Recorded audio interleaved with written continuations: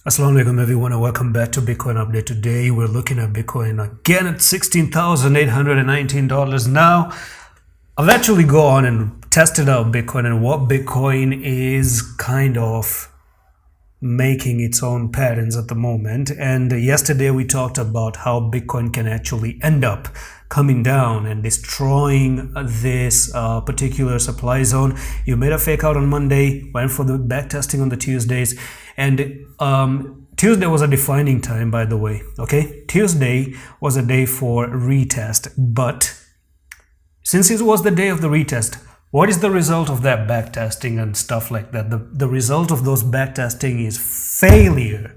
It failed terribly bad. And Wednesdays, normally you're not going to see red candles on Wednesdays.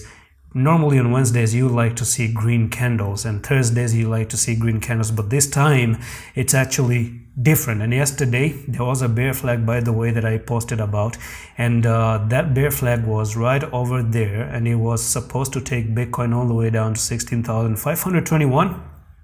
So far we have done just that. So what's the update right now? The update right now is you have this particular following structure right there that you have broken out of. Okay, so if I actually try to hide this supply zone at the moment, and let's focus on this 4-hour time frame, you do have a little bit of a support down there, and you actually ended up losing this support. So there's a chances of Bitcoin coming up a little bit to $16,928, get rejected here, and then finally drop to that place right there. So you take the top.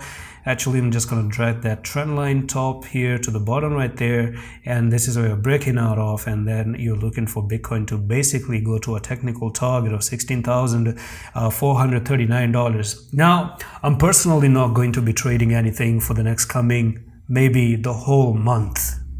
Personally, I'm not really interested to do these things the whole month. Now, it has been just a story of fake out this time, because once again the leader is the monthly. The whole problem starts to leak from the monthly. It's just like when you have a pipe in your house leaking, and it leaks so badly, and all right, let me tell you one thing. Okay, I'm gonna do some philosophical talking right now. Okay, so the philosophy of this thing that I'm trying to say, that the 4-hour time frame are trashy things and fake outs are happening, and I'm not surprised. The reason why I'm not surprised that the 4-hour time frame are behaving in such a way is because the monthly time frame is leaking. And if I have to give you that example of a philosophical talk, let's say you have your house, and you have your beautiful home, and one day from your home drops start to pour inside your room because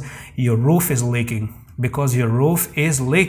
So if you want to fix your home, what do you do? Some people are going to place a bucket.